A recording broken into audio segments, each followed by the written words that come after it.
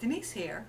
This is the third episode in my series of short videos about my Catholic life and how my Catholic background and culture interacts with my vocation as an artist.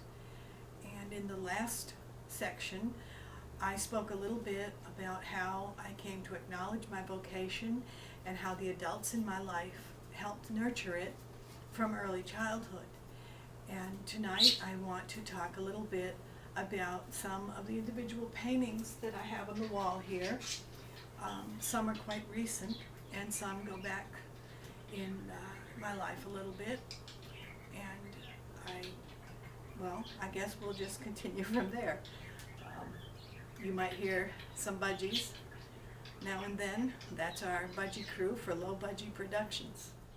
This is something I did about 5 years ago, and it's abstract, modern, but it was inspired by thinking about my mother, who was devoted to the rosary, and she would pray. She suffered from depression quite a lot, and my little brother and I, sometimes we understood what was going on and other times we didn't, but we took a lot of comfort in our prayer life that we learned from our mother.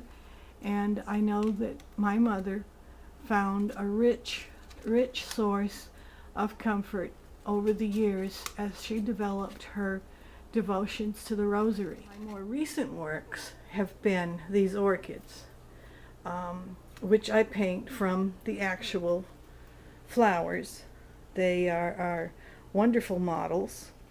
I want to talk a little bit now about this rose. This is a watercolor of a bouquet from my garden. The roses in it are called Joseph's Coat of Many Colors, and they change color so fast as they open from a red bud through all these shades of yellow and orange that it's actually hard to keep up with them if you're using them in a painting. I don't like to use photographs. I like to paint from life. And those pink blossoms are something you see in Texas. They're large pink sorrels with the shamrock leaves, and behind it some wild lavender. I contemplate nature while I paint these flowers. They're basically not imaginative at all, but just what I see. Hi. That was kind of a quick tour, I guess, of some of my work. And the vocational part of it is not really in the individual pieces, but in the act of painting. It's something gets captured, and there is no other way to capture it. It is something that is there in the moment. Our prayer life as Catholics is sometimes confusing to many Protestants, and particularly I think since the television age, when people get that quick zing of a good preacher on TV and they go, wow, and they go to a meeting that lasts an hour or two and they come out feeling energized and happy, and that's wonderful.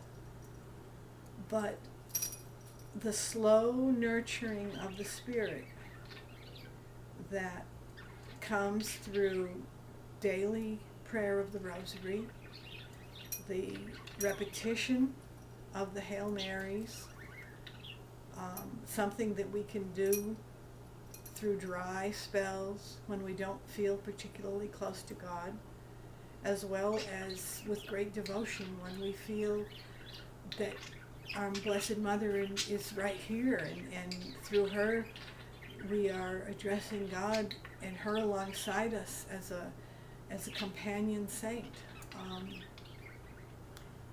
But those moments are rare. Most of the time, I think most of us have to admit that it's pretty dry. And my paintings are, in a moment of inspiration, I might be able to produce something like the abstract. But most of it is dry. It's sitting and looking and getting the discipline of, well, I don't feel like it today, but I'm going to put my flower there and I'm going to sit down and I'll paint. And then maybe something happens and I come away energized and the painting is a success. And when you do it every day, it happens more often. It's spiritual growth, and it doesn't take a lot of money. It takes the willingness to live without a lot of money. It takes the willingness to live in a very quiet setting, and you almost have to hide from people because they want to fill your life with everything. Just, what are you doing there alone? You have to come here, you have to go there. And it's wonderful to be loved. It's wonderful to be invited. But sometimes you have to have friends who understand that you have work to do. And that work doesn't make a lot of sense to a lot of people. But you have an appointment to keep with a flower. And God put the flower there, and He put you there. And that is the vocational side of my work. That it's taken me all these years, really, to learn that flow, that little feedback between me and the flower and the paper and the paint, that circle that's formed there. It's a very strong spiritual circle. And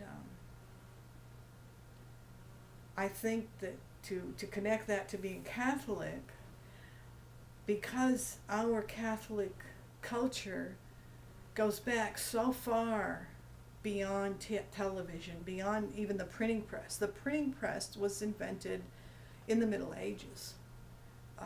The Catholic Church has been an actual recognizable organization for way longer than we even had printed books. And people had no choice but to go slow.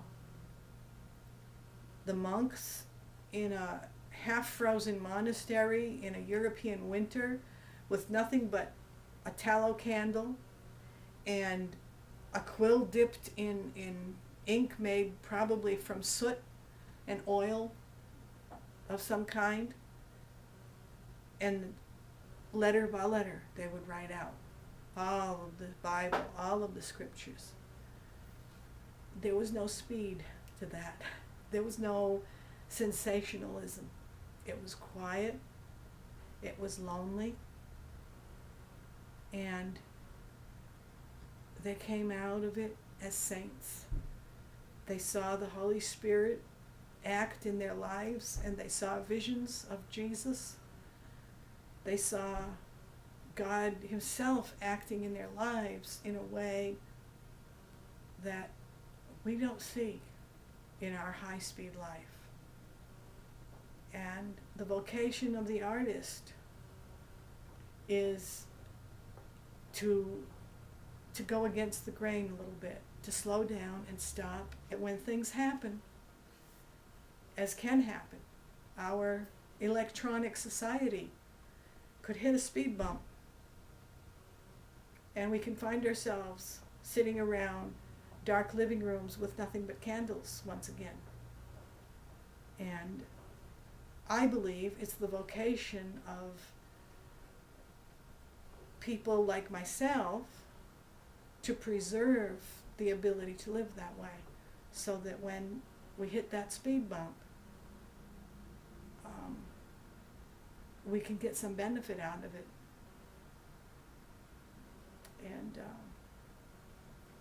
that's episode 3 of My Catholic Life. And the budgies have been real quiet. They're actually taking a nap.